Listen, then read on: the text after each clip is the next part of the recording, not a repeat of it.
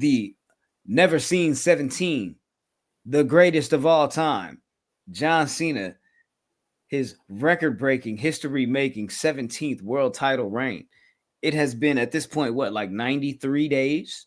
So I thought that maybe we could do like a little 90-day evaluation on John Cena's title reign. And I want to be specific with that because the heel turn happened back in March. You feel me? So that's outside of the conversation, but it's a part of the conversation. However, it's not the focus of the conversation, the kayfabe conversation. So Gotcha.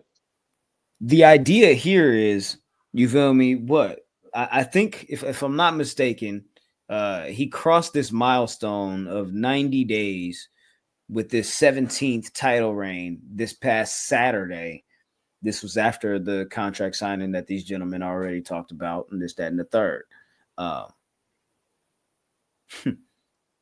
I think it was like, I don't know, man. Like for me, like this has been a very interesting process. It's been like I don't know. It's been an interesting test of like how, not necessarily a test, but like an interesting look at how things go when things go awry, and when you're left to pick up the pieces and kind of do what you can to make things work. Dwayne. Like, yeah, you feel me? Like you got to put a little bit of tape on shit like that. You feel me? And I feel like, niggas had to put a little tape on shit to get to where we are today. And where we are today is looking at, I don't know, this man Cena. I figured what we can do is we can look at a few things that have happened along this process. And then when we take into consideration things like in-ring performance, the impact of fans, critical response, like you and I, you feel me? And like, I don't know, booking, character development, anything that we've noticed along the way. This man Uh, has made WWE history in a sense. Jizzle, you were going to say? I mean, yo, it's kind of like when something like is gonna happen, it's gonna happen, but it happens in a way that you didn't think it was gonna happen, so it's like a little more palatable. And then it gets I like to consider this whole little evaluation of this little heel turn, this 17th run, as a sandwich, and the bread is the best part of the sandwich. You know what I'm saying?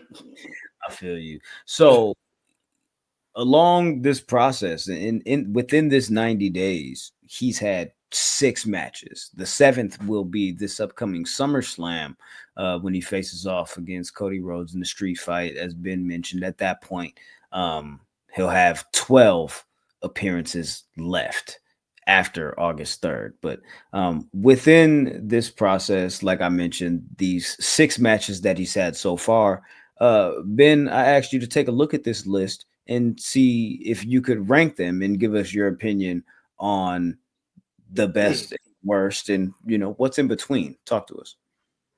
Okay, so I'm gonna go from the weakest to the top, the best matches that he's had so far in these last 6 matches.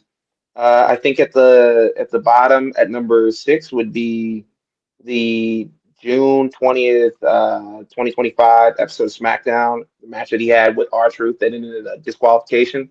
I think that's at the bottom. Coming in right after that would be Cody Rhodes versus John Cena at WrestleMania. The match didn't feel like it flowed together. I don't know, maybe was like the finish, but I think a lot of the stuff in between in that match was just like it just didn't feel like they were flowing together. It felt like there was like a disconnect. Um, but the next match after that would be, I would say, R-Truth versus John Cena from Saturday Night's main event. Mhm. The match was cool. It didn't really give anything other than like, okay, like we're getting this match between John Cena and R-Truth, and like he's always wanted to face him. And he came out with the music and the shirt and everything like that. It was a cool little moment, but I don't think it didn't do anything for John Cena's title run. And I know everything after that with R-Truth was basically like accidental. So it Mm-hmm. wasn't in the grand scheme of things. I don't care how many times Triple H says it or not, or like winks to the camera or whatever. Like, nigga, this shit was not in the plans, bro. You were gonna get rid of that nigga. You reevaluate his contract. You're like, hey, this don't make sense. Get him out of here. Like the fans force your hand, whatever, whatever. You like, nigga, you don't gotta lie to me. Next match, John Cena and Logan Paul versus Cody Rhodes and Jey Uso. I mean, the match was a little bit better. I feel like there was a lot of like leaning on everybody else in the match, and John Cena got to kind of like chill for a little bit. Like he wasn't like, you know what I mean? It wasn't like heavy on him. He wasn't reliant like to keep the match afloat. But yet and still like him like taking the pin and everything like that to progress the story of him and Cody Rhodes. I felt like they did a little bit more what they wanted to do and what they needed to do in that match. Next match would be not Cody Rhodes, I'm sorry, CM Punk versus John Cena at Night of Champions. Okay. Mm-hmm. That match was like, I feel like that match was really cool with like the callback spots, and I felt like they were I felt like they were really just like clicking, and it just felt like they fell back into place. And they have had like a lot of good matches and stuff like that. So them like linking up and putting that match together felt really seamless. I think that was probably the problem with Cody because John Cena, like he's had probably some of his better matches with people that he's been linked to, and that's why the number one spot is that Randy Orton match that he had, the match that he had with Randy Orton at Backlash. I felt like it wasn't as athletic as that match that they had, that John Cena had with CM Punk. It wasn't as athletic. They weren't doing as many like high spots, but the story that they told, I felt was a little bit like better. It was like, okay, well, we're on opposite sides. I'm trying to reel you back in. And I know they were playing the hits, but sometimes it's what you got to do. So I feel like that Randy Orton match is at the top for me. Well, where would you rank the Cody and Cena match from WrestleMania? Oh, I said that was next to the last. that So it's was that. R Truth, Punk, Cody, or Cody Punk, and then I guess the Randy No, Orton. To be honest, it was Randy Orton first, CM Punk, the tag match, the mm, R-Truth disqualification match, Cody Rhodes, and then no, Saturday Night Main Event was above the Cody Rhodes match. okay, damn. And then I mean, Cody, yeah, I'm sorry, but I feel like they was getting it together a little bit more than that Cody Rhodes match. I feel like Bologna sandwich on the Cajun wire roll. At least it was sweet. your ranking, you feel me? But I'm just like, okay, cool. But like, I'm just looking at it like he doesn't really have a lot uh, to offer as far as like in ring performance is concerned at this point in his career. Like it's damn near over for bro. You feel me? But in regards of, I guess the strong suit or the attempted strong suit or the attempted focus would be on like how good is the story that they're telling. You feel me? How good is the story? And when it comes to that, it's like, eh. It's like an Expendables movie. Yeah, let go ahead. me shift the list a little bit because I'll put the two R Truth matches at the bottom and the Cody Rhodes match above that one because I thought about it and I was like what we were talking and like what you said, he doesn't have much to offer. I think that first match hit like it was a one-on-one match because that was the other matches that he had like at the Royal Rumble and at Elimination Chamber. Those were multi-man matches, so a lot of the shine wasn't like solely on him and whoever his opponent was, but I think it was just like a bucket of cold water to the face. It was like, oh yeah, I can see why you giving it up. Like you're right at the end. So I'll put that above like the both of the R Truth matches. Got you. Got you. Jizzle, what do you think about how they've been trying to get this off? How they've been trying to salvage this whole situation since the Rock removed himself, which is pretty much an outlier in our ranking or our evaluation here. But what do you think about like how Cena has like attacked the promos and try to kind of patch things together within like outside of the ring, but like you feel me, like within his efforts? Like how do you feel about that? I think this next to the Peacemaker has been the best acting that he's done his entire life. Because the story is like, we all talking about the matches and shit. It was like, oh, he's playing the hits. Like, yeah, nigga, because that's what I can do. That's all I really got right now, big dog. You feel me? Like, so like I remember when the whole like when he turned on Cody at the Elimination Chamber, and you know what I'm saying, like I'm a bad guy now, and all of a sudden now fucking Jack Boys 2 and Dwayne's not here no more, so now he has to fucking, because like I was watching the whole shit, like he was like, you can tell that a lot of the shit that he was saying in this little so-called heel run is shit that he's been wanting to say his whole, because like we say about Charlotte, like, listen man, these motherfuckers is people, and like I'm trying to do this, and then like you niggas is still fucking booing me and shit. So like in the beginning, like it felt like he was getting his shit off. Like the story was like, yo man, fuck y'all. Yeah, I'm doing this. This is how many dates I got left. So get the countdown, and yo whatever.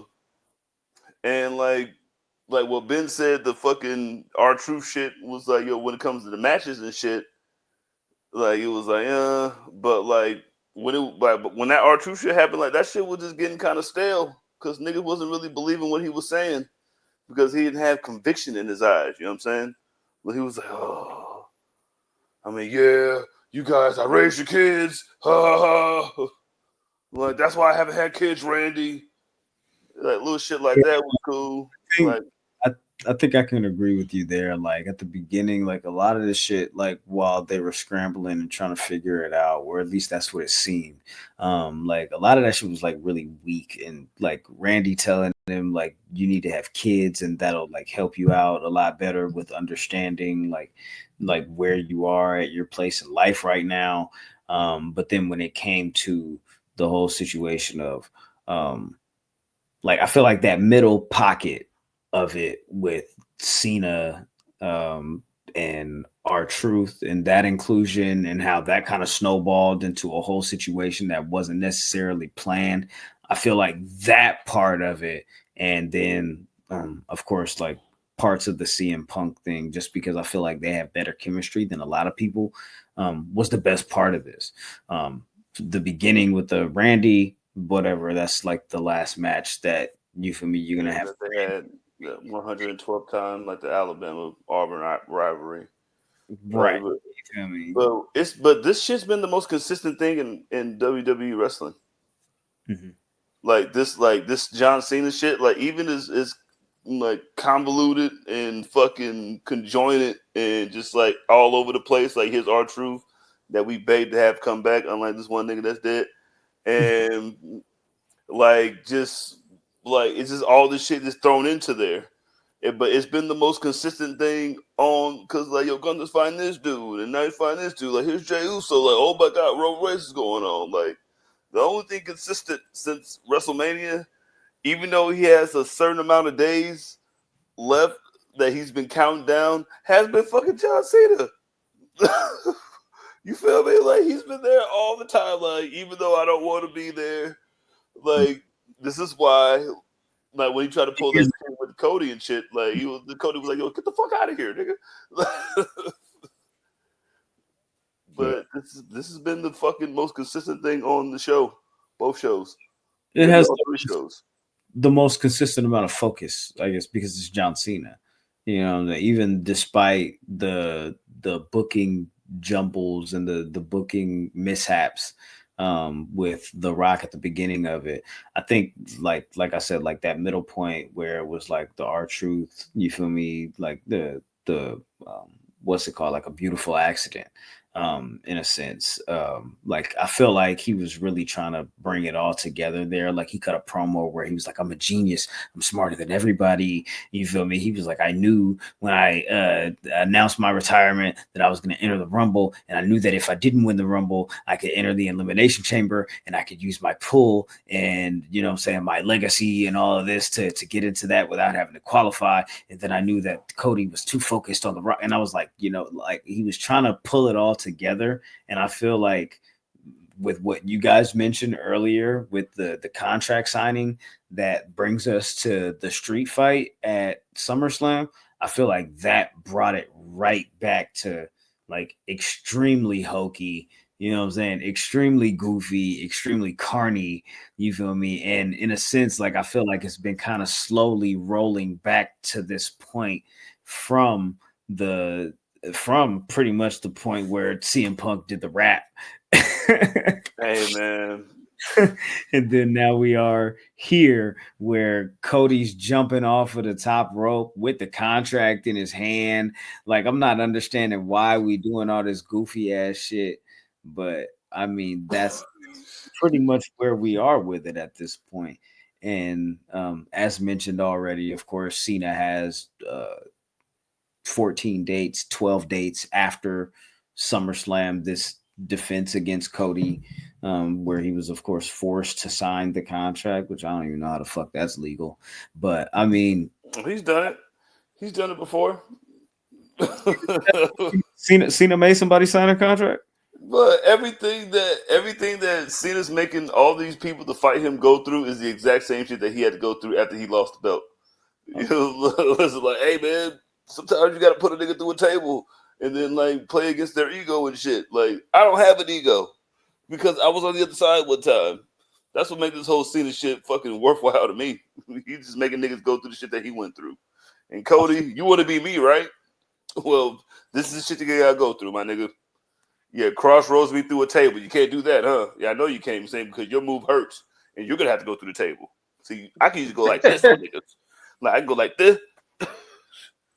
So you're gonna have to do something else. But you're gonna sign this shit whether you like it or not. And then you know what I'm saying? Maybe I'll let you. All right, man, go ahead. Yikes. Well, what more is there to say, fellas? What more is there to say? Would be great so far for the first 90 days. Well, yeah.